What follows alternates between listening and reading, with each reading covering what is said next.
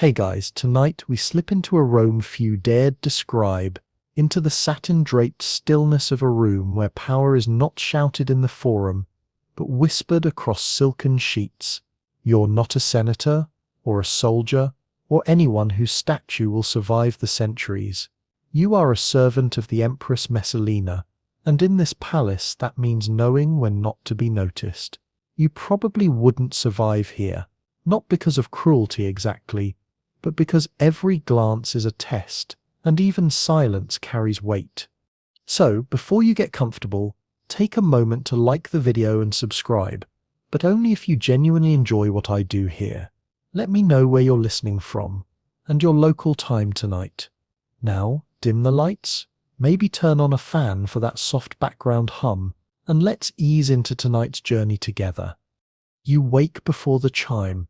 You usually do these days. The linen sheets under your arms are warm but thin, tugged loose in the night by restless limbs and the heat of too many dreams you'll never confess. The mattress is stuffed with straw and smells faintly of olive oil, old sweat, and cedar from the storage crates below the servants' quarters.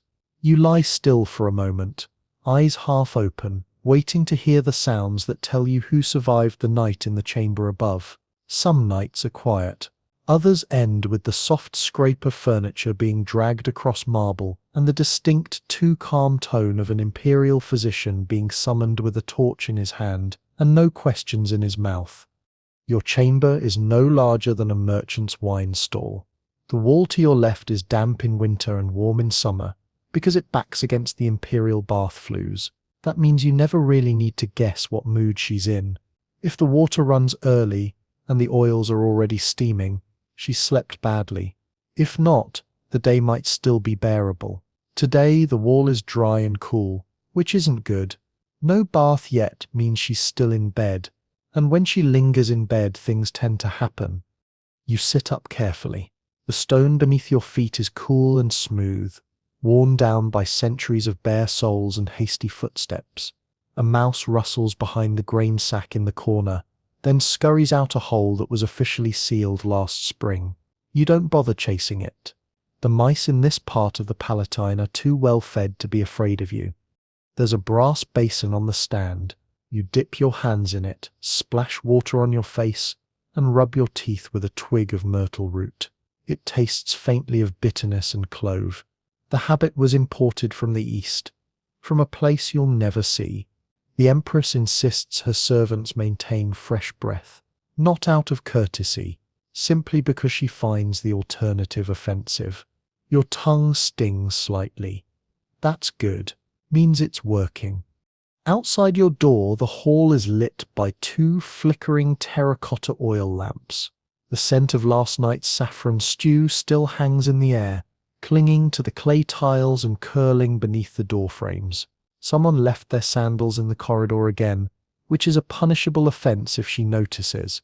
You nudge them aside with your toe, tuck your tunic straight, and begin the walk toward her inner chamber.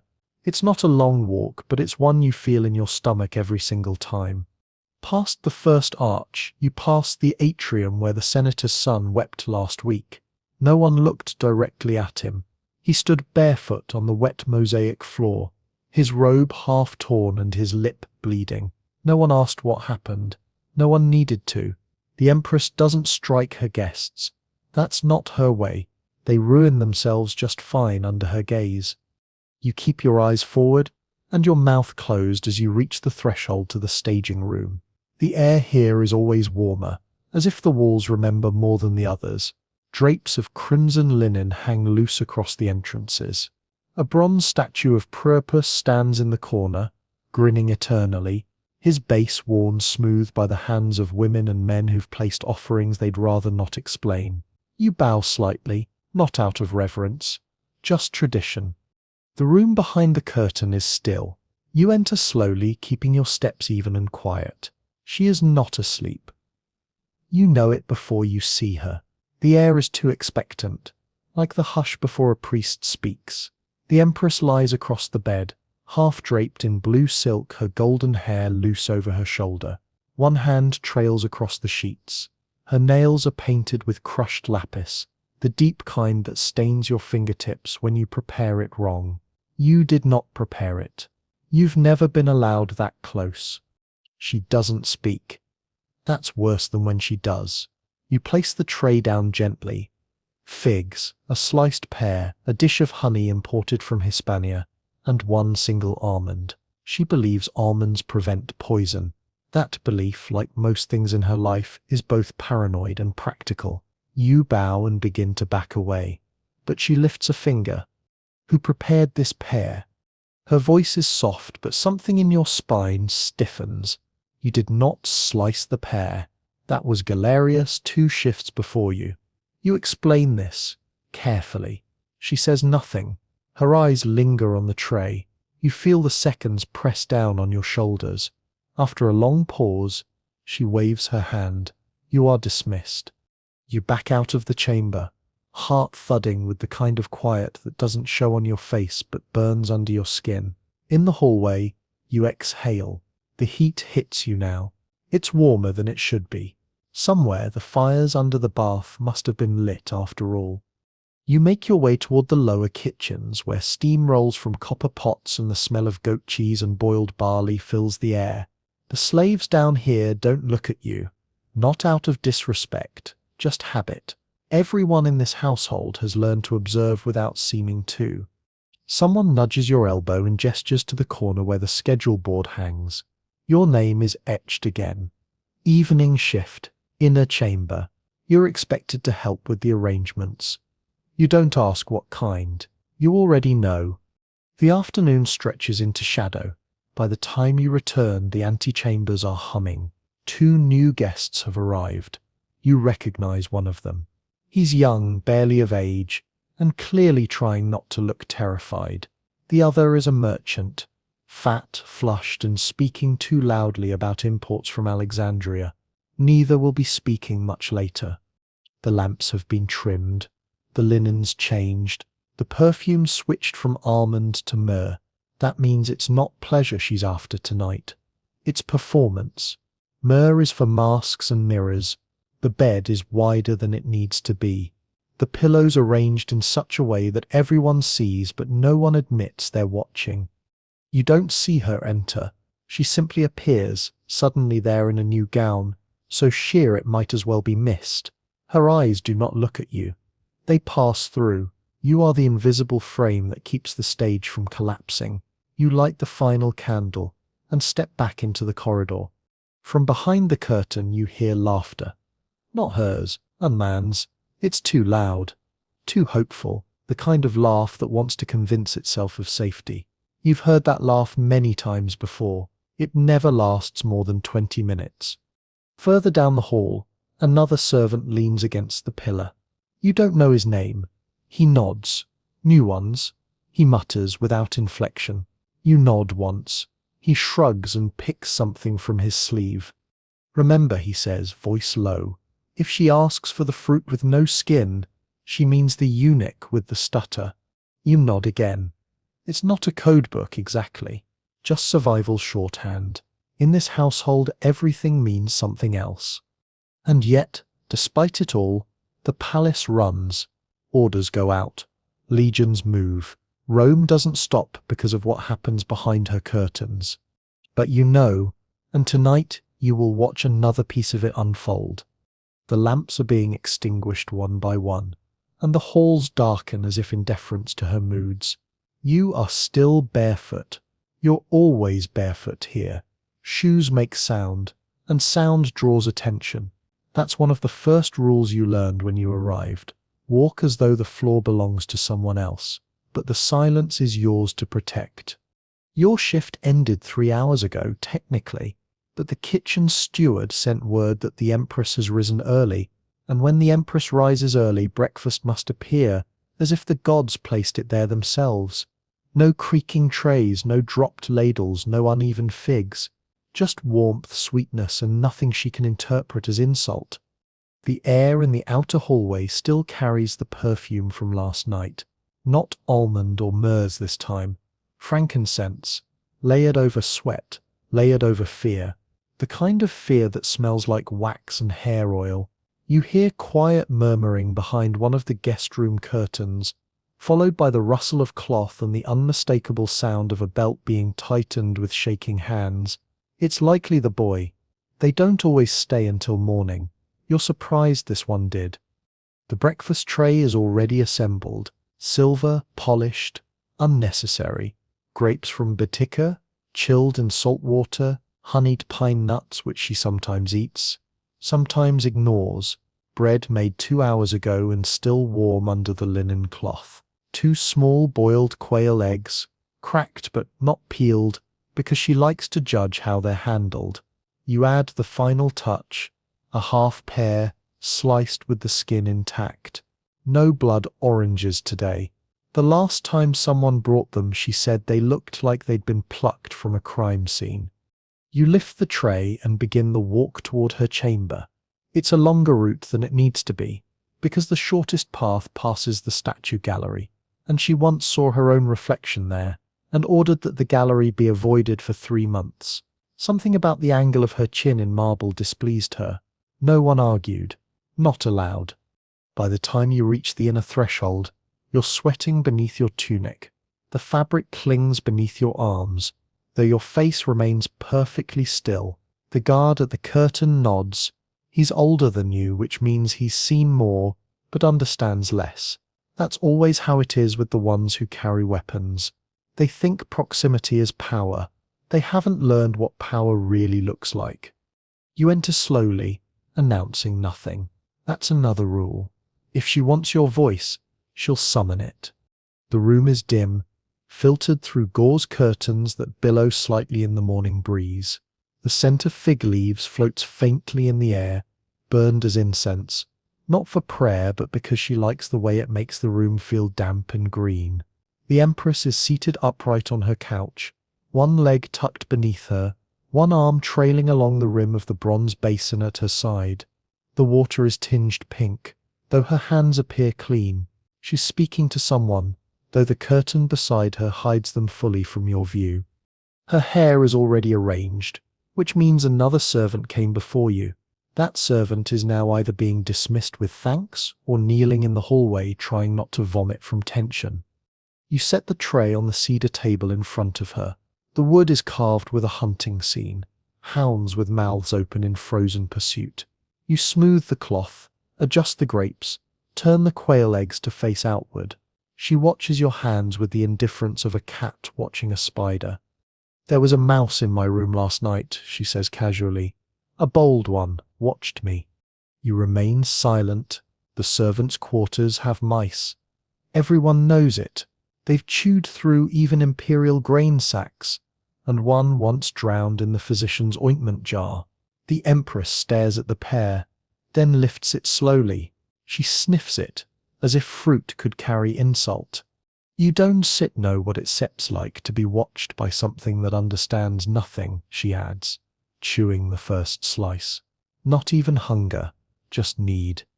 You say nothing, because there is nothing to say. The curtain shifts beside her, and you catch the briefest glimpse of a man's foot, bare, pale, marked with the distinct ring of a sandal strap worn too long. Not a senator, a soldier, maybe, or a messenger. Either way, he's sitting very still. She gestures toward the honeyed nuts. "Take one," she says without emphasis. You reach carefully. The tray trembles slightly in your hands. The nuts are sticky, clumped together. You choose the smallest one and place it in your mouth. It tastes of thyme, clover, and pressure. She watches you chew it fully, then turn to leave. "Tonight," she says, "we fit'll be celebrating something. You fit'll know when you sit needed." You incline your head. She doesn't explain what will be celebrated. She never does. Back in the corridor, the hallway feels brighter, even though the sun hasn't shifted. A steward passes you with a cask of watered wine. His eyes meet yours for a fraction of a second. No words, just an acknowledgement that something, whatever it is, has already begun. In the lower kitchens, the heat is more bearable today. A boy from Lusitania is cleaning the cooking knives with a strip of rough wool. Another is polishing the silver forks, though they'll likely be replaced anyway by the time the evening feast is arranged. Nothing ever stays the same under her hand. Someone behind you mutters about last night's guest leaving with tears in his beard. Another responds that at least he left upright. You pretend not to hear them. You busy yourself with a list of ingredients for tonight's meal. No garlic, no lentils, no sour wine. These things offend her in inexplicable ways. Once, someone served figs with the wrong stem and was reassigned to latrine duty in the outer courtyard for 3 weeks. That servant never returned. Not because he died, he simply refused to come back. You retrieve the oil lamps for the evening. They must be prepared early, each trimmed wick brushed with rosewater and goat fat.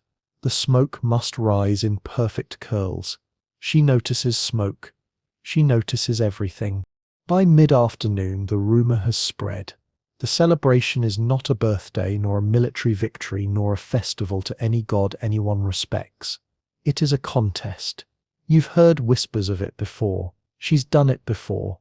She'll compete with someone, another woman usually, in a demonstration of endurance. Not in words, not in music, in sex.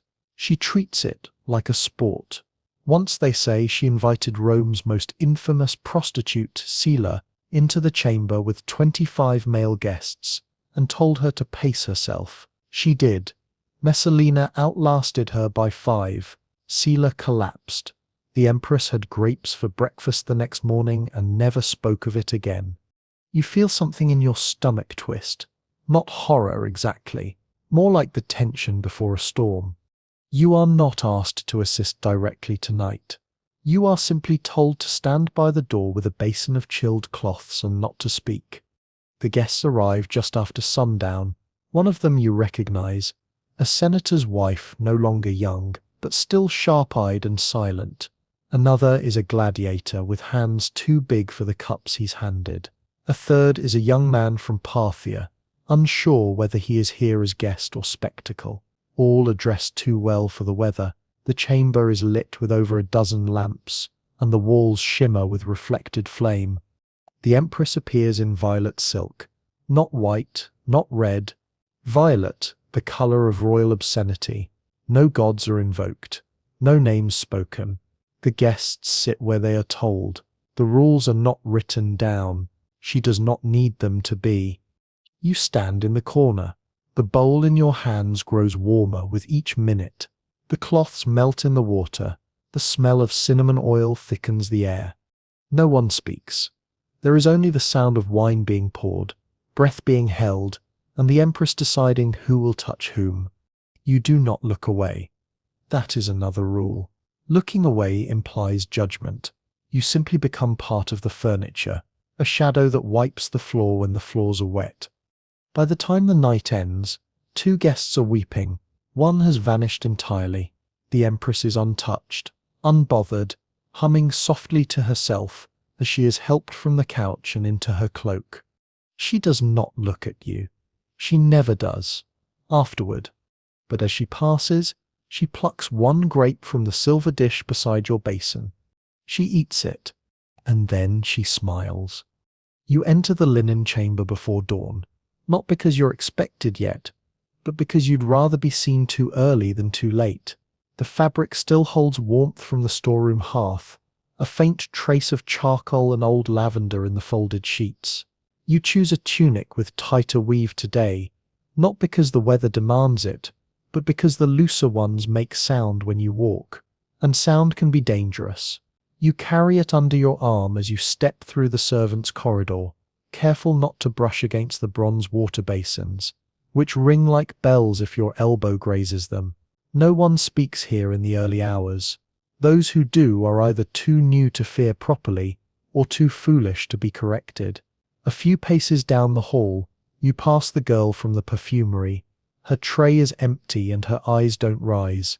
Her ankle is bandaged again. You don't ask why. You never ask anything here unless you are asked first. Your breath tightens the closer you come to the staging room. You've never understood how the palace could smell clean and spoiled at once, but the combination lingers, pine resin on the marble floors, and the dry, waxy sweetness of overripe fruit from last night's tray. The oil lamps haven't been trimmed since evening. Their flames lean with the breeze, casting wide, slanted shadows across the peacock mosaic underfoot. There's a smear of something at the corner of the tile, dried wine or blood or rouge. You step around it. On the far wall, the cloth divider has been pulled back, revealing the lower end of the triclinium, where guests usually sit when waiting for her call. Today, it's empty. That's worse than usual. It means she isn't in the mood for ceremony. A steward hands you the day's slate, marked in ochre ink with the names of scheduled appearances, meal notes, and private requests. Your name appears once beside the midday line. A short instruction follows: preparation, inner service. You've been assigned to the second shift, the one where the space must be perfect, but you must not be visible. That means filling the lamps, wiping the glass, adjusting the cushions, not fluffing them, not rearranging them, just enough to suggest they were always right. She prefers that nothing looks touched, even when it's handled. By the time you reach the atrium near her chamber, the sunlight has just begun to filter through the high slats in thin golden stripes. The marble floor is cold through your sandals, which you're required to wear today because she has guests. The leather squeaks faintly, and you adjust your gait so it doesn't echo. At the threshold to her receiving room, you pause and draw a slow breath. Behind the curtain you hear movement. Not voices. Cloth. Someone is being repositioned. When you enter, your eyes adjust quickly to the cooler, darker space. The curtains have been drawn halfway closed. Only 2 lamps burn.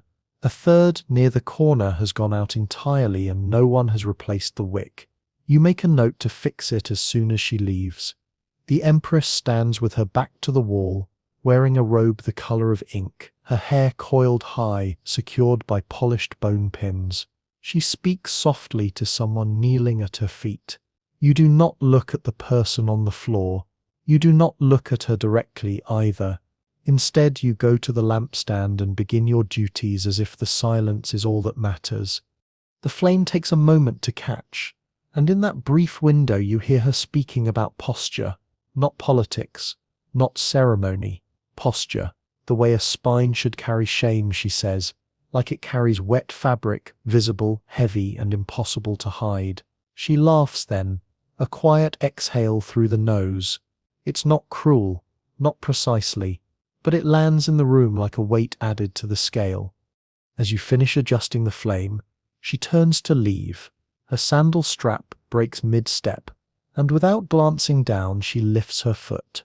Instinct moves you before thought does. You kneel, retrieve the strap, and refasten it with the speed of someone who has done this more than once.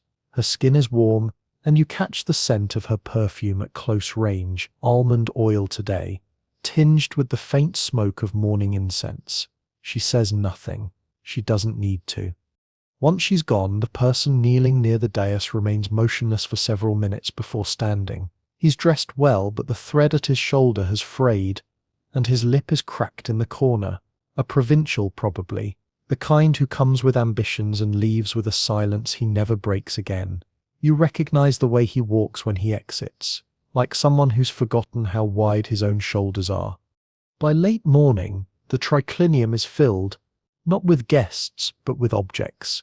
Folded cloths, trays of fruit, polished goblets arranged in patterns that mean things only she understands. You've been told not to touch the ivory comb. That one is hers.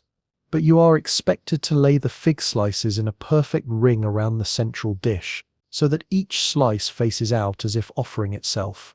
You learned that the hard way 2 months ago when you arranged them inward. She didn't say anything then, but your name disappeared from the duty slate for 6 days. When it returned, you were scrubbing latrine tiles. The room grows warmer as the midday sun shifts. Someone has opened the shutters above the eastern alcove. The light changes the tone of the fresco behind the couch. What looks like a pastoral scene becomes something closer to a hunt. The lamb is no longer simply grazing. It is surrounded. You place the final cushion on the marble bench beneath it, and step back, aware that symmetry is only half the battle. She notices balance, but punishes convenience. If anything appears too rehearsed, it's an insult. The key is to make it look unintentional, which requires 3 times the effort and none of the credit. As you pour water into the central basin, a soft commotion begins near the main stair. Footsteps first, then voices, low, clipped, uncertain. You glance toward the door, 2 new arrivals, both male, neither Roman by dress. Their robes are dyed too bright, the sleeves too stiff.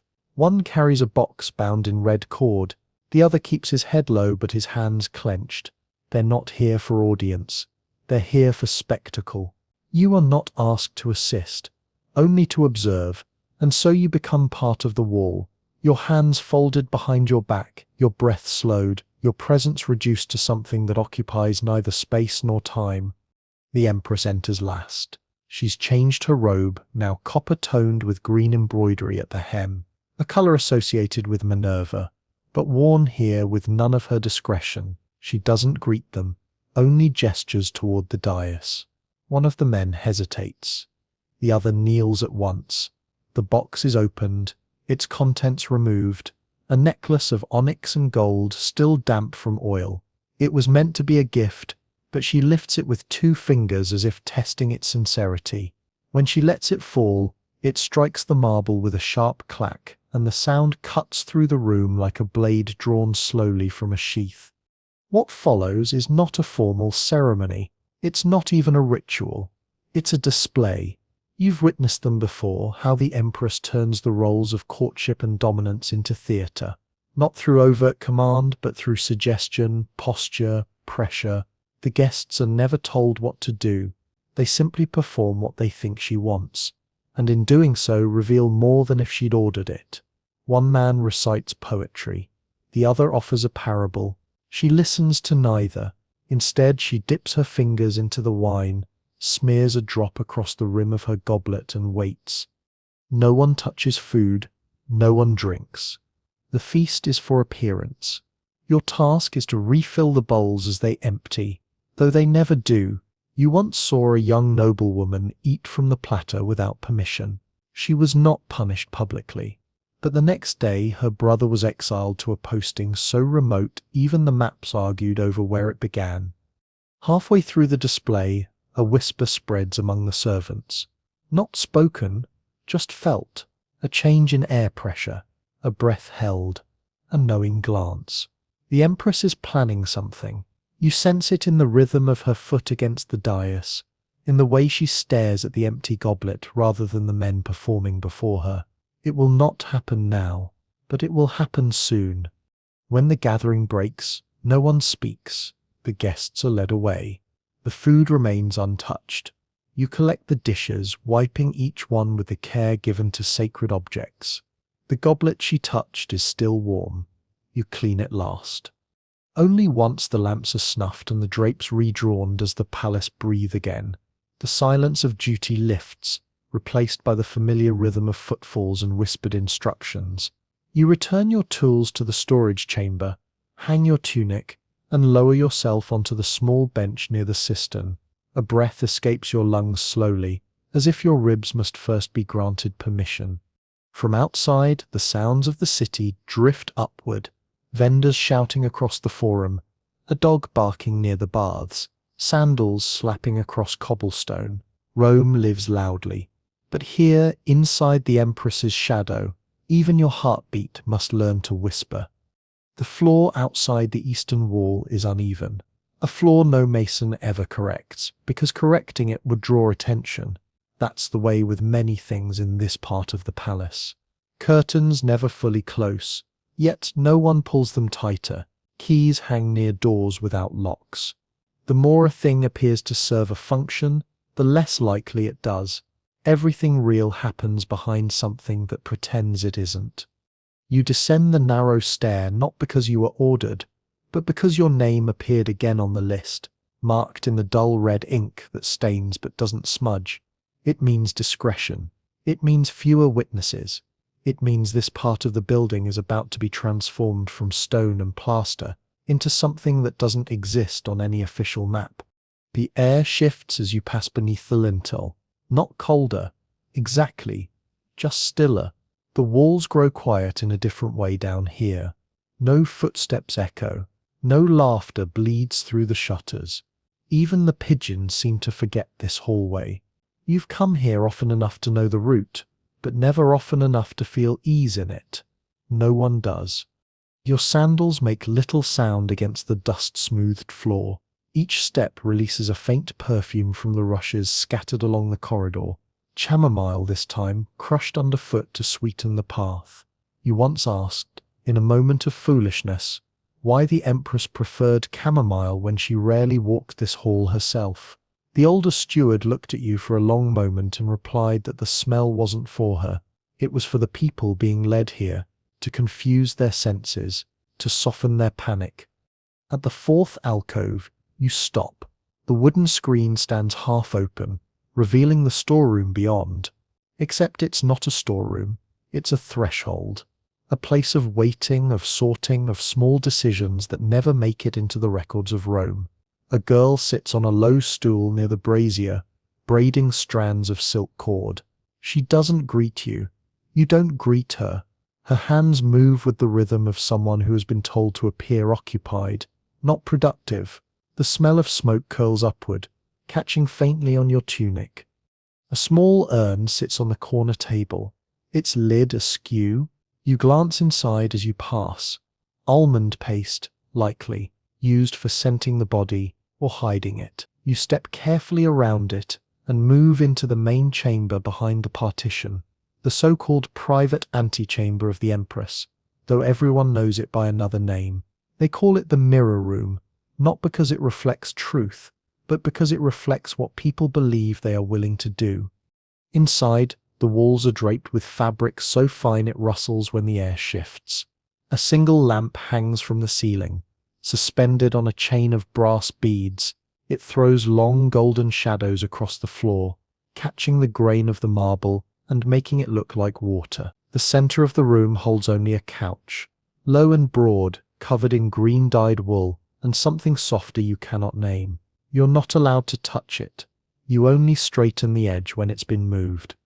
A bowl of rose water sits to the left, half-empty petals wilting in the warmth. You add more water from the jug in the corner, careful not to spill. Each drop leaves a mark that doesn't fade for hours. The Empress notices those marks. She always has. At the far end of the room, a wooden box has been left open. Inside are items that aren't named on any inventory. Silk scarves, small bells, carved figurines of gods stripped of their dignity. You adjust nothing. You only take the list from the ledge and study the sequence. There are names. Not full names, just initials. Sometimes colors, sometimes animal symbols. Each refers to someone who will enter later and leave changed. The Empress is not here yet. That's normal. She arrives last after the room is ready, after the lighting is perfect and the temperature controlled. There's a vent near the northern corner that you cover with a cloth to keep the air from becoming too cool. She prefers the space warm, just shy of uncomfortable. It encourages submission, or so she once said in passing. You light the second lamp. The flame catches with a whisper. No smoke rises. The oil is clean, the wick properly trimmed. You allow yourself a breath. The room is ready. When she enters, it's without ceremony. No guards, no attendant fanfare. She steps across the threshold, as if she's returning to a memory. Her robe today is black, trimmed with garnet threading. She carries nothing. She says nothing. She walks to the center of the room and adjusts a single pillow with one hand. That means she's satisfied. A steward appears beside you, too fast, too quiet. He passes you a message. Tonight will include an audience. That's code. It means the Empress wants witnesses, silent ones. You are to remain near the curtain but unseen. You nod once. The steward vanishes. His sandals leave no sound behind. Soon, the first participant arrives. He is older than most, broad-shouldered, with a neck that doesn't bend easily. A general, perhaps, or someone who wishes to be. He carries himself like a man still learning how much power he no longer has. When he sees her, he kneels immediately. She does not tell him to rise. He remains there for several minutes, and when she finally gestures, he does not speak. He only bows lower. What follows is not physical, not yet. It is a ritual of language, of dominance arranged through suggestion. She asks him what he believes is his greatest flaw. He answers with a word that carries no meaning: ambition. She laughs once, gently, and tells him that ambition isn't a flaw, it's a symptom. The flaw is always the same, pretending not to want what you already agreed to. The man doesn't speak again. She tells him to disrobe, and he does, not with reluctance, with relief. You've seen this before. The way certain men need permission to become who they fear they are. She gives them that, not as mercy, as leverage. Two more enter later. A woman in silk, a boy whose face is too smooth for his age. They kneel. They are clothed. They remain that way for a long time. It doesn't matter what happens next. What matters is that they knew what would, and came anyway. You remain behind the curtain. You don't move. You barely blink. The heat from the lamp near your ear is constant now, close to unbearable. Sweat gathers beneath your tunic, runs in lines down your back. Your feet ache. Your knees threaten to stiffen, but you do not shift your weight. Movement suggests presence. Presence implies significance, and in this room you are not significant. The Empress never raises her voice. She doesn't need to. Her power sits in the silence between sentences, in the way people try to impress her with obedience, in the way shame becomes currency the moment it's witnessed. She leaves without ceremony. Again, she does not look at you. She never does after these nights. You remain behind as others clean the room. You wipe the sweat from the marble. You fold the discarded robe. You rinse the rosewater bowl. You carry the figurines back to their box, careful not to let them knock together. No one speaks. No one asks what happened. It is understood. By the time you return to your quarters, the hallway is dark. Only one lamp remains lit at the far end, casting its amber glow across the base of the column. You sit for a moment on the edge of your cot, tunic still clinging to your skin. You remove it slowly, folding it across your knees. There is a smear of something along the hem. You wash it without question. Outside your window, Rome turns gently in her sleep. Dogs bark near the markets. Drunks sing off-key from taverns that should have closed an hour earlier. The city lives loudly, as if unaware of what happens beneath its palace floors. You lie back, eyes open, the ceiling a blur. You listen to your own breath. You count the space between the heartbeats. You wonder quietly if she will remember your name tomorrow. And you hope softly that she does not. The corridors always feel longer when she's amused, not angry. Anger has edges, sharp ones, but amusement lingers. It trails behind her like perfume, so that hours later you can still feel it in the folds of the tapestries, in the places where lamplight bends differently than it did the day before. This morning, the lamps burn lower than usual. The servant assigned to oil rotation hasn't been seen since last night's spectacle, and no one has dared take his place. You trim the wick yourself, just enough to keep the shadows from dancing too freely across the stone. Outside the reception chamber, a clay bowl rests beside the door, half filled with water, a sprig of mint floating atop it. Ritual, not cleanliness. This means today's meeting isn't for state, it's for show.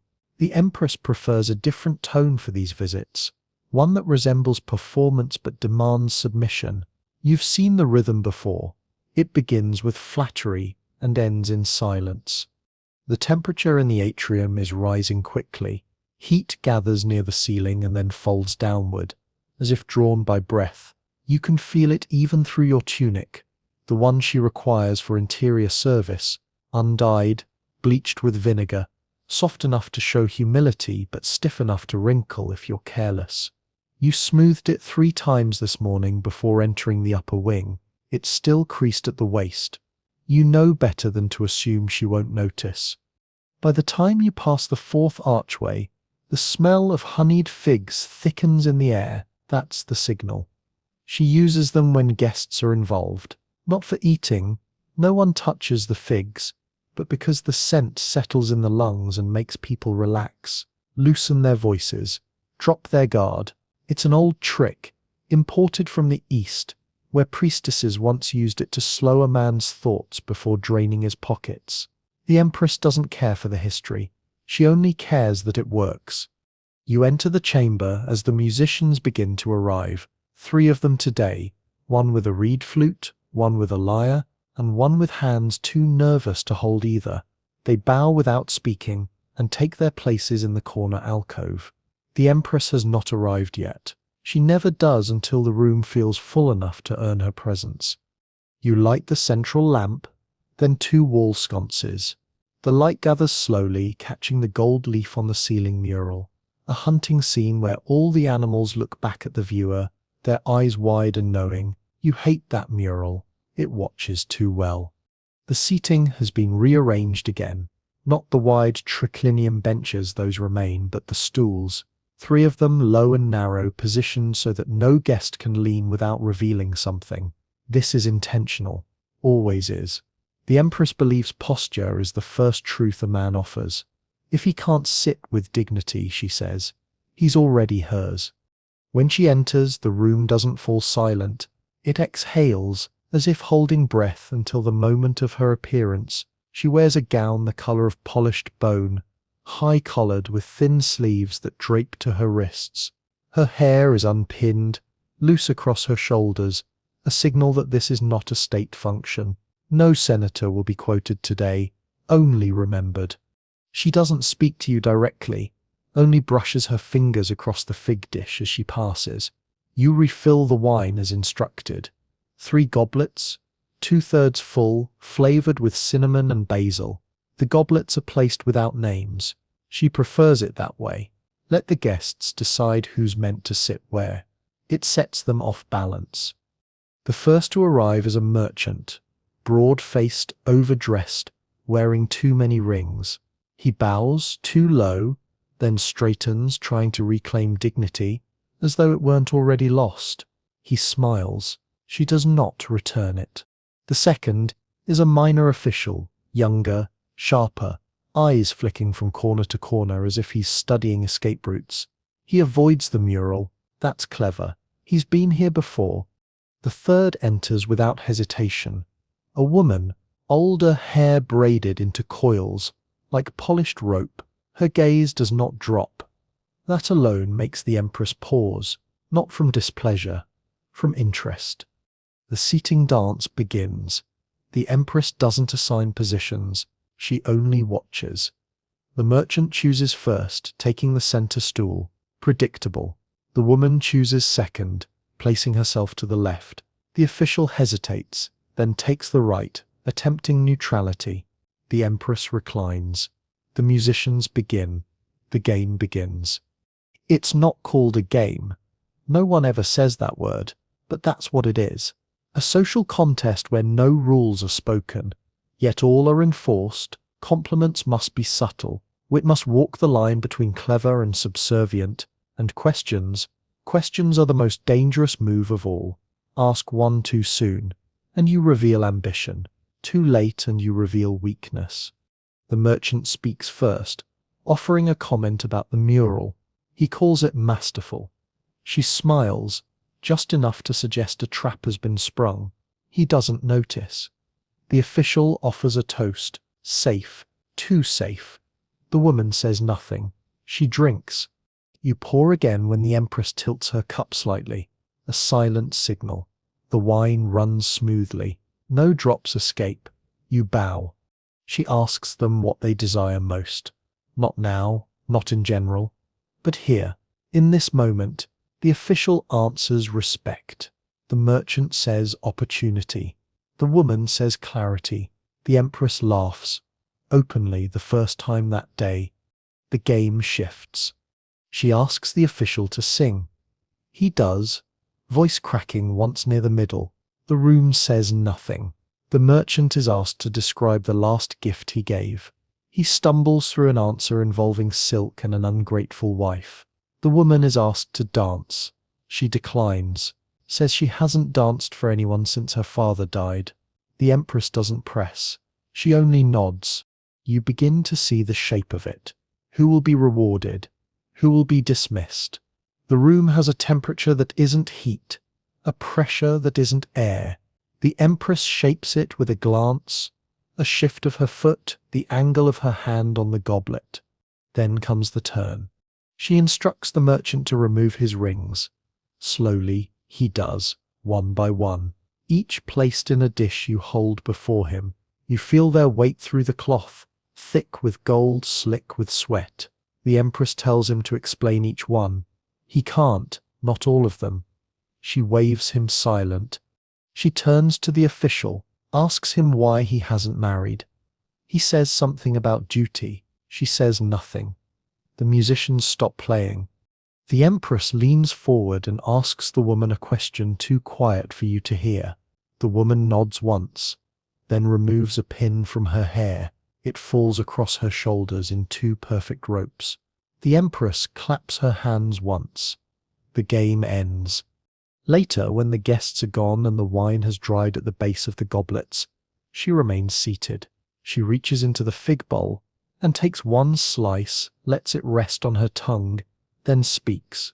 They try so hard to win, even when they don't know what they sip playing for. You nod. You do not answer. You never do. She waves you away. The musicians pack their things in silence. The goblets are returned to their box. The rugs will be beaten tomorrow. You leave by the north corridor, where the windows show the upper garden. A slave is pruning the laurels again, though they never grow fast enough to need it. Pruning is code for presence. The Empress likes to know someone is always watching, even if only the plants. In the storage room, you wash the goblets. The rings sit beside them in a tray. No one claims them. They'll be returned through a servant, along with a note, or not. You light the final lamp and sit for a moment on the stool near the basin. Your knees ache. Your throat is dry. You pour a little water and drink. It tastes of clay and dust, but it's cold. That's enough. When the bell rings in the distance, not loud, not urgent, you rise without thinking. The night hasn't ended. It's only changed shape. You don't ask why the message arrives in silence. A servant you do not recognize appears in the doorframe just as you're folding a dry cloth from the basin rack, and the look he gives is enough. He doesn't speak. He doesn't need to. You know what hour it is, and you know which wing the Empress occupies at this time of night. The summons always comes after the fourth lamp has been trimmed, but before the second bread batch finishes rising. That's how time passes for those in her service, not by the sun or seasons, but by the sequence of her appetites. The walk to the eastern reception wing is longer in the dark. Torches light only every third arch now, and the servants on duty avoid eye contact as you pass. A boy is scrubbing the mosaic floor near the bar threshold with quick, useless circles. He knows it won't pass inspection, but appearances still matter in this wing. The marble beneath your feet is warm, the heat from the underfloor system still lingering from the afternoon, but the air above it is already cooling. The temperature shifts with her moods. Tonight, it's uncertain. At the door to her evening chamber, you pause to adjust your tunic. The neckline has folded slightly to one side. She would notice. You run a finger along the seam and step through. The scent hits first, sandalwood with something beneath it, older, faintly herbal, a burning resin she only uses on nights when discretion isn't just expected, it's demanded. She reclines near the low lamp, not yet fully dressed for sleep. A sheer robe drapes over one shoulder, revealing more than it hides, but nothing about her posture invites comment. This is the Empress after all, and clothing on her is rarely about modesty. It is about contrast. You bow, low and silent, and wait for instruction. Without looking up, she speaks, her voice calm but clipped, the way she speaks when her thoughts are already 3 steps ahead of her words.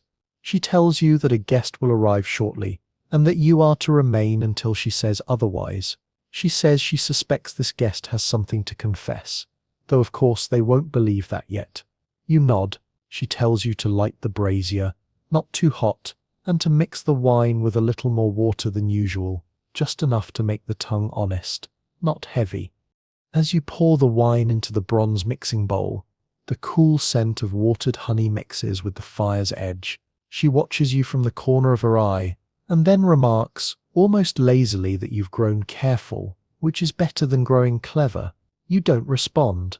She continues, saying that clever servants disappear. Careful ones stay long enough to be useful. It isn't praise, but it isn't a threat either. It's a classification. You've been classified.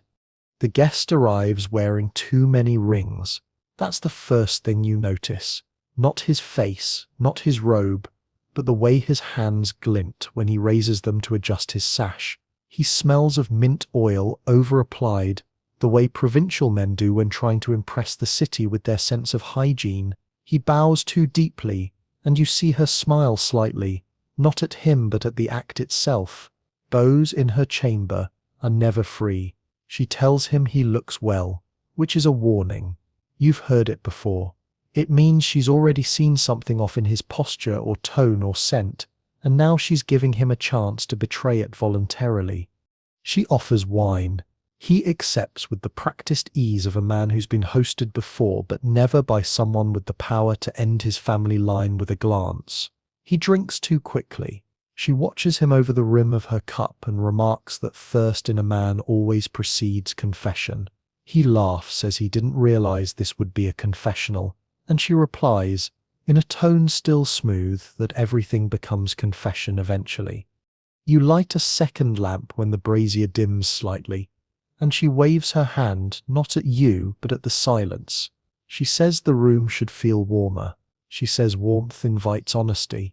Then she turns to the man and asks why his business shipments have arrived half empty for 2 seasons. He frowns. He says he's never been accused. She says she isn't accusing. She's asking why. There's a pause. He adjusts his ring. This is how she operates when she's in this mood. Not cruel, not angry, curious.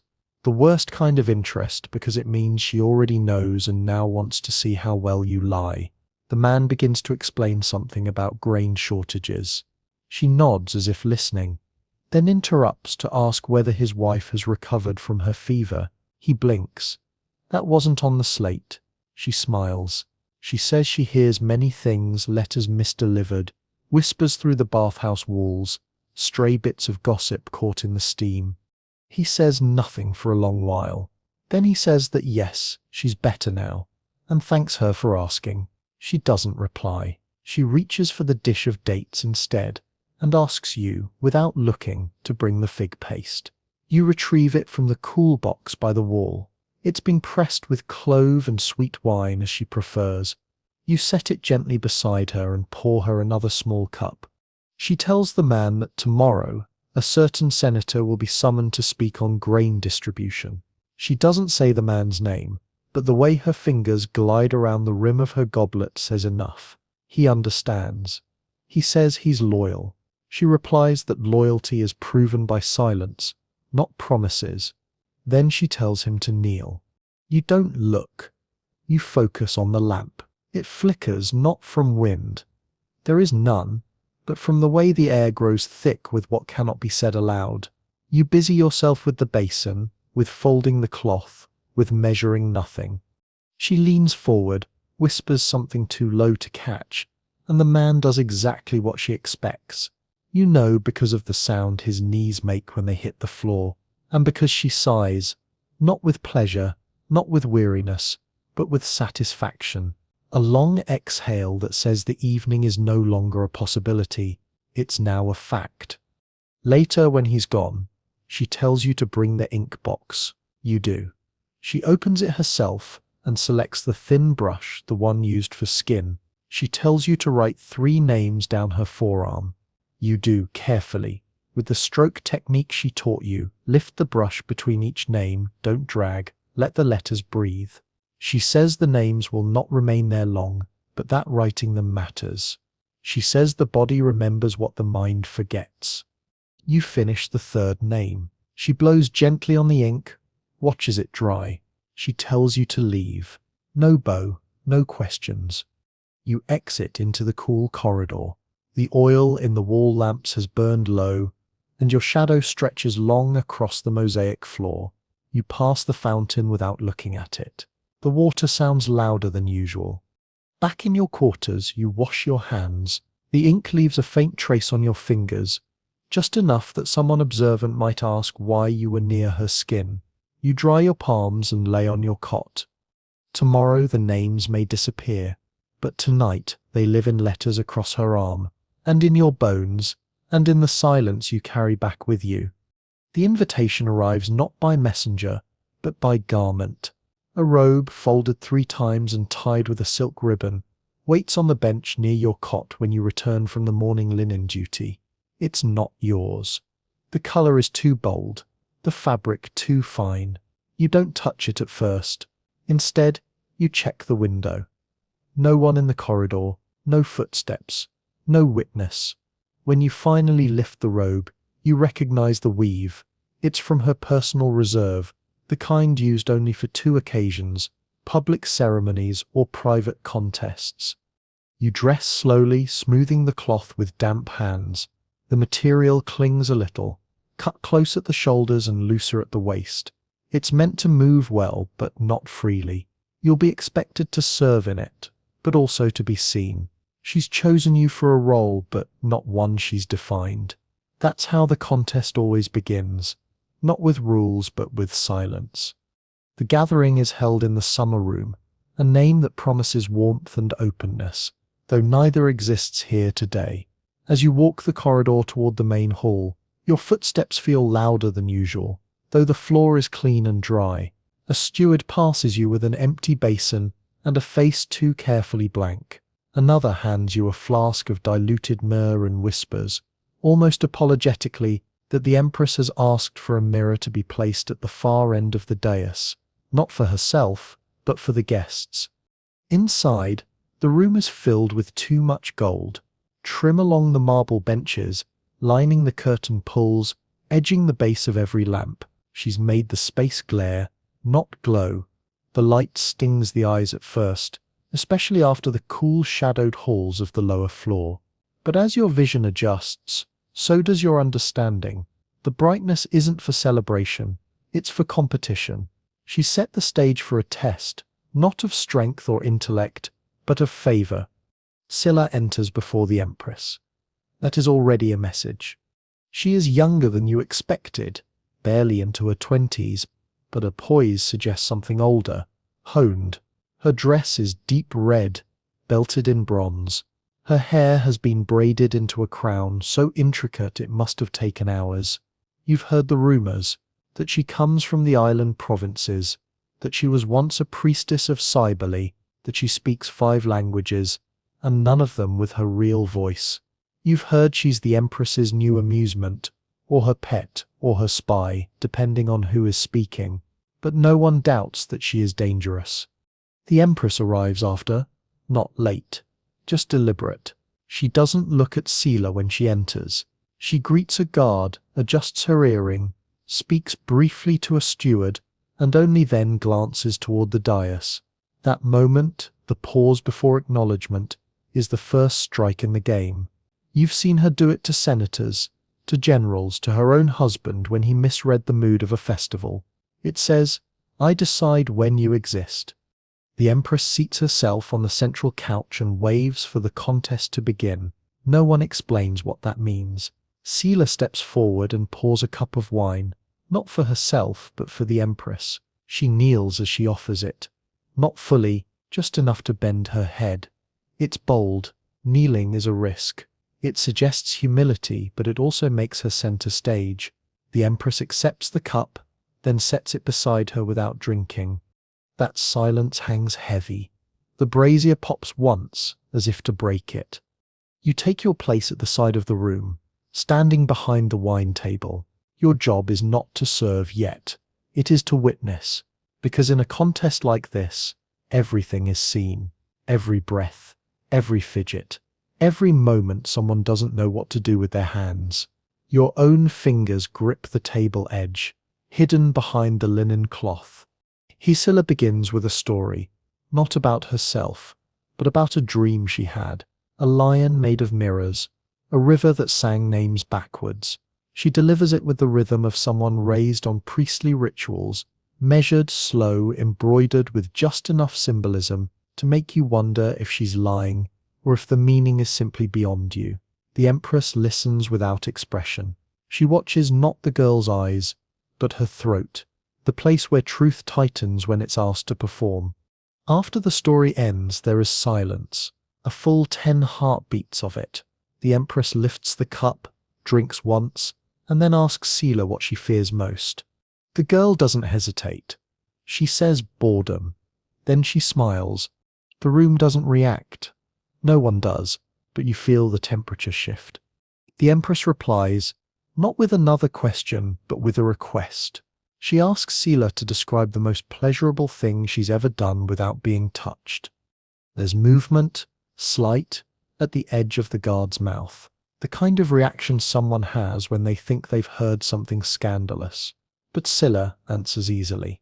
She says that once, in a village where the rain never stopped, she walked barefoot into a flooded field and stood still until the water forgot she was there. Then she says, softly, that stillness is more intimate than touch. You catch your breath, not because of the words, but because the Empress doesn't move for several seconds. Then she claps once, sharply, and turns to the steward. She tells him to bring the bowl of olive branches. When he returns, she gestures for you to come forward. You carry the bowl to the center of the dais. The olive branches are thin, flexible, freshly cut, not symbolic, not decorative.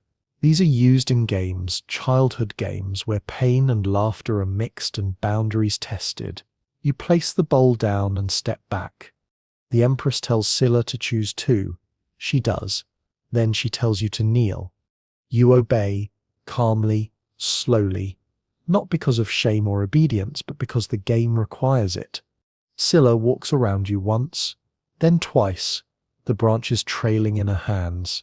She doesn't strike. She doesn't even threaten. She leans close and says, so softly you wonder if you imagined it, that the body breaks before the mind, but the soul only bends when no one is watching. Then she returns to her place, sets the branches down, and declares she has lost interest. The Empress watches her for a long moment, then dismisses everyone except you and Sila. The silence that follows is not comfortable. It's full of judgment waiting to be pronounced. Finally, the Empress rises and walks toward the wall where the mirror has been set. She looks at it, not at herself, but at the reflection of you both. She says that pleasure is not in sensation but in mastery. That to be desired is not the goal.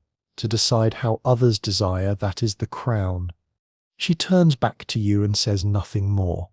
Scylla is dismissed with a wave, but not coldly. As she leaves, the Empress calls her name once, just to see if she flinches. She doesn't. You remain. You gather the branches, now untouched. You carry the wine away. You extinguish the lamps. The smell of myrrh and sweat clings to your sleeves. When you return to your chamber, the robe is gone, folded, removed as if it never existed. No one speaks of the contest. No one needs to. But the next day, Scylla's name appears on the duty roster in red. Not black. Red means she stays. You don't often see the Western Corridor lit at this hour. It's a wing reserved for the ambiguous, part ceremonial, part domestic, but rarely spoken of directly. It's the part of the palace that isn't mapped on any official scroll, yet everyone knows how to reach it when needed. When the steward with the dark sash finds you during the folding of the wine cloths, he says nothing. He simply points. The others lower their gaze as you pass. No one ever asks what happens in the Western Hall, but they know when someone has been summoned. The silence around your steps stretches longer than the corridor itself. The lamps burn lower here. The sconces along the wall cast light only in downward cones, so your feet glow while your face remains shaded. The air carries a different weight, less perfume, more stone. You hear the sound of dripping water somewhere near a fountain tucked behind a pillar, its rhythm slightly off, like the cadence of a man speaking through hesitation. This is the quiet side of power, where presence matters more than announcements, and gestures carry more meaning than declarations. You smooth your tunic, adjust your posture, and press your fingers once along the inner hem before stepping inside. The chamber is warm, but not from fire. The heat comes from the floor itself, subtle, pulsing up through the soles of your sandals. There's no visible brazier, only the faint scent of clove and charred resin lingering in the air. A bench sits along one wall, a low table in the center, and 3 oil lamps positioned to throw light in narrow paths. The room is designed not for comfort but for containment. It reminds you of a bathhouse that's been drained of water and filled with secrets instead.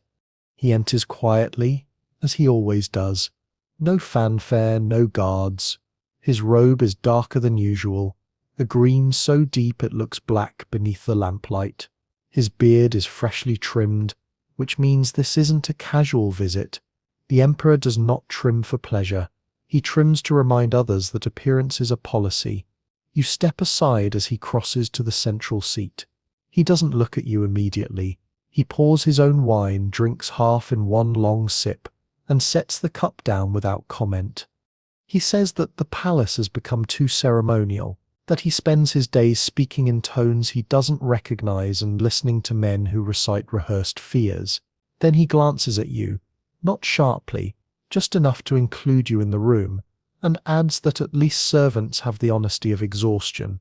You offer a small nod, nothing more. It's enough. He prefers not to be challenged. He remarks that she hasn't written to him in months, not that he expected her to, not that letters are practical. But once, he says, she used to send him notes with deliberately misspelled words just to see if he would correct them. She liked to test whether he would value form or meaning. He admits with a quiet smile that doesn't reach his eyes that he always chose meaning, but now she doesn't test him at all. You awaken to music long before it reaches your wing. It starts in the lower courts, carried on pipes and loose drums, the kind played by hired revelers who haven't washed since the last solstice. Saturnalia begins early this year. The calendar said tomorrow, but the Empress said today. That's all that matters. By the time you rise from your cot and press your feet to the cold tile, you already hear the rhythm of misrule climbing the steps of power. The morning light in the servant corridor has changed. Candles flicker in colors now dyed wax burned for spectacle, not necessity. Someone has painted crude figures on the plaster wall outside the laundry chamber. You glance at them quickly and look away. They will be scrubbed off by midweek, but today they are allowed to live. That is the rule of Saturnalia. Everything true becomes performance, and everything forbidden becomes tradition for one day only. In the basin room, a man is drinking wine from a ladle meant for rinsing. No one stops him. He nods to you with the grin of a condemned man told his execution has been delayed. The wine is watered, stale, acidic from the cask's dregs, but no one cares, not on this day. Today, slaves may dine before senators. Today, crowns are made of bark and worn by jesters. Today, the Empress performs generosity like a deity among mortals, and everyone must pretend they believe it is kindness. You are not exempt. You have your robe already laid out, a borrowed white tunic tied with twine, symbolic of reversed station, a servant dressed as a guest treated like a god. It's a mockery, but a dangerous one, because mockery near Messalina never stays playful for long. There's always a lesson woven in somewhere. You dress slowly, thinking about the names she painted on her arm last week, wondering if any of them will be at the feast, and in what condition.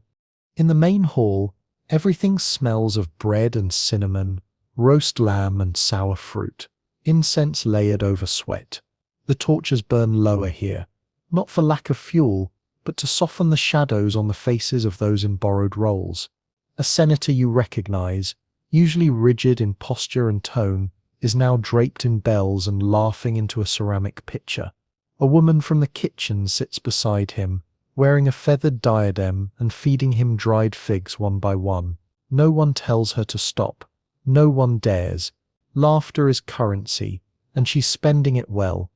You take your place by the second pillar, where the servants assigned to observe not serve are instructed to remain. Your role today is strange, visible, but invisible, a ghost of authority floating through the scene.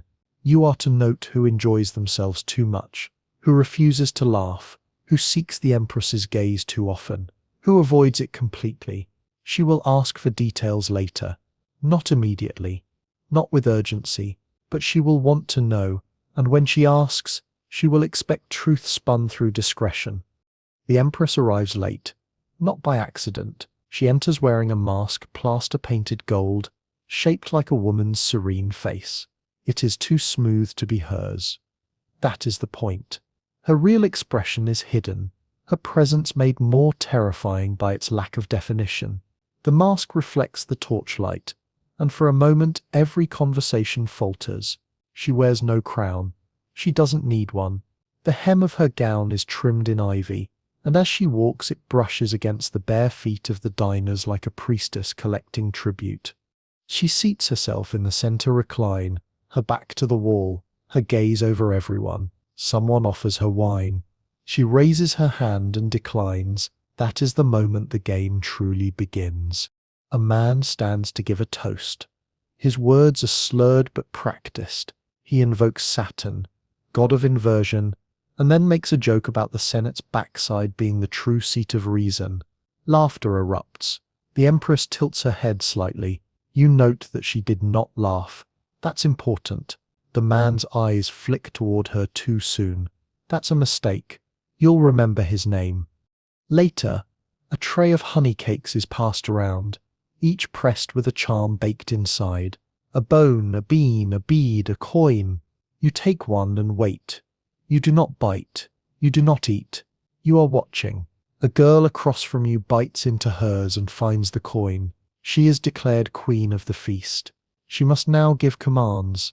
Her first command is that all senators remove their shoes. They do, except one. The one who toasted. He refuses.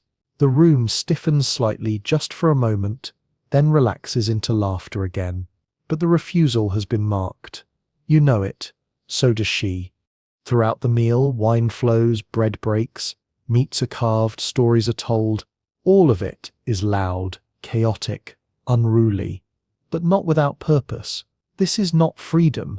It's license, and license can be revoked. You recognize the signs of those who have forgotten that distinction. The young man who leans too close to the Empress's couch, telling a joke that lasts too long. The old woman who mimics her walk when she thinks no one sees. The slave who pours wine on another's head in mock coronation. These are not crimes, but they are gestures with edges. You count them like coins. The Empress removes her mask only once, and only briefly. She lifts it during a lull, when the musicians pause to retune, and says, almost softly, that Saturnalia reveals the shape of truth better than any interrogation. Her voice is calm, but everyone hears it. The mask is replaced. The game resumes. At some point near midnight, a procession begins, unplanned, organic, a drunken spiral of dancers and singers, forming a loose snake through the eastern portico. You're told to join it. Not to lead, just to move with it. Your feet ache, your robe has stained at the hem, and your throat is dry from the incense. But you follow. The tiles beneath you are sticky with spilled mead, and the air smells of oranges crushed underfoot. Someone sings a song about a donkey who married a senator. Everyone laughs. Even you. By the time the procession winds back to the hall, the Empress is gone. No one saw her leave. Her couch is empty. The mask remains, set delicately atop a folded napkin, as if she never existed beyond its surface. That is the final move. She removes herself before the game can turn against her. You return to your quarters with crumbs in your sleeve and a headache behind your eyes. The corridor is quiet now. The music faded. Someone vomits behind a curtain. Someone else sings alone, out of key. When you reach your cot, there's a small dish of salt resting on your blanket. A message again. Salt means caution. Not danger, just awareness. She saw everything. She knows who forgot the rules. She may not act today, but she remembers. You lie back slowly, letting the chill of the tile creep through the soles of your feet. The scent of roasted lamb still lingers in your hair. You close your eyes and think of the mask, of how easily it smiled. And you understand finally that Saturnalia never ends for her. It is not a holiday. It is the shape of her reign. You hear the news before you understand it. Not from a herald, not from a scroll, but from the absence of rhythm in the corridor. The cooks are silent, the linen runners move more cautiously, and even the steward with the limp stops whistling. The stillness spreads faster than any announcement. Something has shifted. Not fallen, not broken, just slipped, like a ring off a wet finger. The Empress has not summoned anyone today. That is how you know. The morning is unusually grey. Rome's light filters through cloud and dust, casting a flat pallor over the mosaics that makes the grapes look unripe and the hunting scenes less heroic. The candles are still lit in the main hall. Even though it's past third hour, no one has dared to snuff them.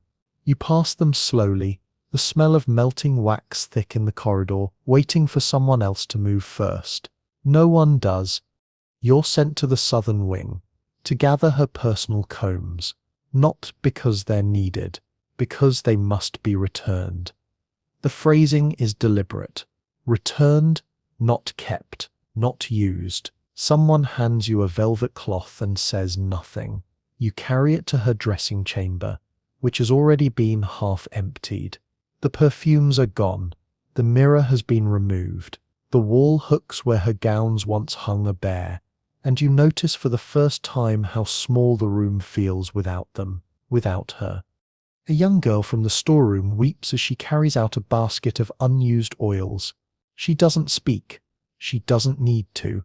She doesn't know what happened, only that the absence is final. You kneel by the vanity and wrap the combs slowly, one by one, pressing the velvet into each curve so they do not clink. One has a strand of hair still caught in its teeth. Dark, long, unmistakable. You pluck it free without thinking and fold it inside the cloth. Later, in the linen chamber, someone says she fled. Someone else says she was taken. Someone whispers that the emperor wept, and someone else laughs at that. No one knows. Everyone knows. The story changes by the hour. She escaped in disguise. She was dragged from her bath. She confessed everything. She denied everything. The only truth you believe is that she is no longer here. That evening you are called to the atrium, not the one used for ceremonies, but the smaller one near the olive court, where important people go when they don't want to be remembered. There are fewer guards than usual. A clerk reads a statement. You are told to bear witness, though not allowed. The decree is short. Her name is removed from the rolls, her titles erased. Her likeness ordered stricken from all official sculpture and coin. The words are flat, recited with a tone of someone reciting the removal of a stone from a garden path. She is not condemned. She is made as if she never were. Afterward, you walk through the outer corridor where her statue once stood. It's already gone. Only the pedestal remains, still marked by the weight of her presence. You stop for a moment and run your hand along its edge. The stone is warm from the sun. It smells faintly of oil and metal, like every statue that's been touched too many times by uncertain hands. Someone walks by and tells you to move along. You do. The next morning, no one says her name. It's not forbidden, but it's too sharp to say. Instead, she becomes she, or her, or that one. The girl who danced too close to power. The wife who laughed at the wrong hour. The woman who wanted too much. The stories shift quickly. The same men who toasted her at Saturnalia now smirk when her name passes through rumour. The same women who copied her hairstyles now wear theirs undone. As if they never cared, you say nothing. That is still your role. Her quarters are emptied by the end of the week. The walls are scrubbed, the carpets lifted, the bed linens reassigned. You are told to collect anything left behind. In a corner drawer you find a single sandal strap, frayed, broken, once red, now faded to rust. You hold it for a moment, unsure whether to discard it or hide it. In the end, you fold it into a cloth and leave it in the storeroom bin. Nothing vanishes here. Everything is archived, even if no one admits it. Some whisper that she died quietly, in exile, in a small villa beside a stream. Others say her final moments were not hers to choose, that someone else gave the order, that the emperor turned away when it was carried out. No one speaks of love, only of silence. But you remember. You remember the first time you saw her seated in the east chamber, combing her hair slowly, humming a song you didn't recognize. You remember how she would ask questions without warning, questions with no correct answers. You remember the perfume that lingered in her footsteps, the way she pronounced certain names like a sentence. You remember her hands, not delicate, not cruel, certain. You remember the names she had written on her skin. And even now, long after the court has rebalanced itself and the new names have risen, even after the mask of Saturnalia is stored for next year, and the basin water no longer smells of resin, you remember her. Not because she ruled, but because she understood what it meant to be feared and loved in equal measure. Because she never needed permission to burn brighter than the law allowed. Because she could silence a room without speaking. And because she chose you to witness it. Now the palace is quiet. The torches have burned low. The sandals are lined neatly by the sleeping mats, and the last basin has cooled beside the stone steps. No one speaks her name, but in the folds of forgotten cloth, in the pattern of footsteps on marble, in the soft ache behind your knees from kneeling too long, she still lives. You lie back now, your head sinking gently into the linen-stuffed pillow. The tiles beneath the cot are cold, but the blanket is warm, and the air tastes faintly of wax and night. There is nothing left to remember, except what she made you feel, the weight of her silence, the pull of her gaze, the sound of your own breath, held too long. Let that memory drift now. Let the oil lamps dim in your mind, one by one. Let the corridors grow distant. Let the marble cool. Let the voice fade. Let her fade, like a candle going out. As he leans back, his fingers trace the rim of the cup. He's not drunk.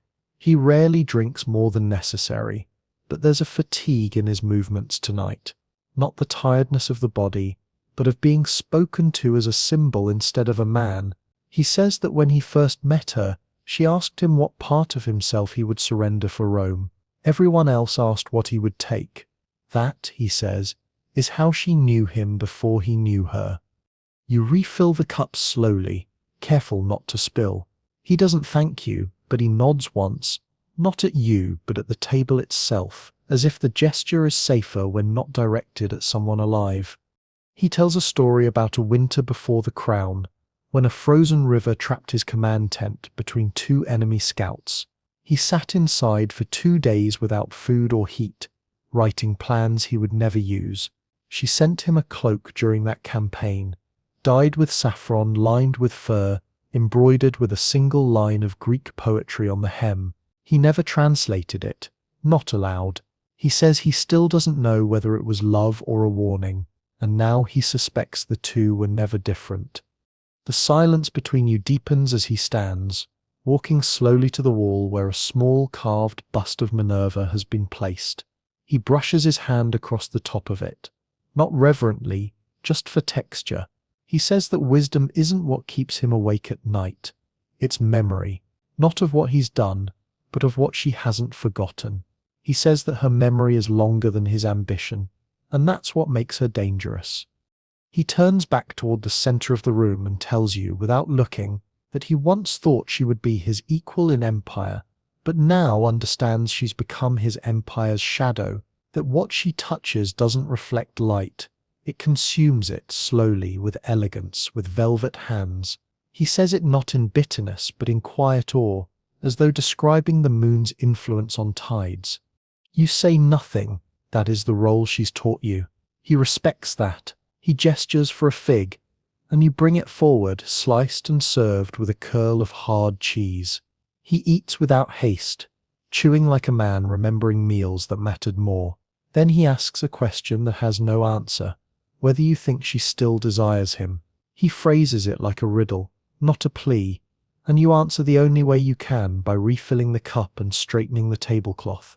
He accepts your silence. In fact, he seems to prefer it. Eventually he stands, runs one hand down the front of his robe, and adjusts his sash. He tells you to inform her that he was here, but not tonight. Tomorrow afternoon. Let her wonder. Let her measure the weight of the delay. He smiles at that, just briefly, and exits the chamber without another word. The door shuts behind him with a quiet click, like a thought closing its mouth. You remain in the room a little longer, extinguishing the lamps one by one, beginning with the one nearest to where he sat. The shadows fold across the space, reclaiming it from the moment that just passed. The warmth lingers, but the presence is gone.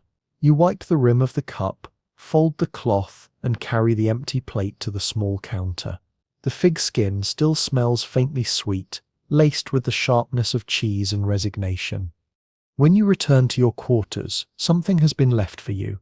A single almond set on the low stool beside your cot, not accompanied by note or instruction. You've seen this before.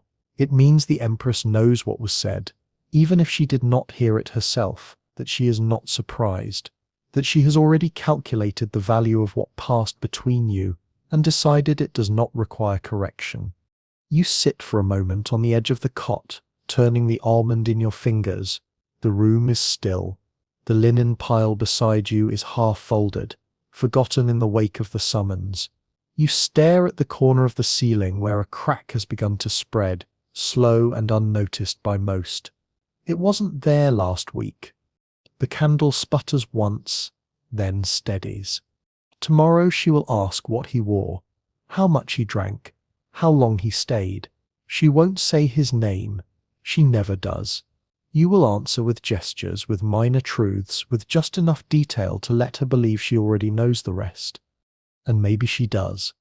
You place the almond on the ledge above your bed, beside the two others you haven't eaten, not because you're saving them, but because you're not yet certain what they mean.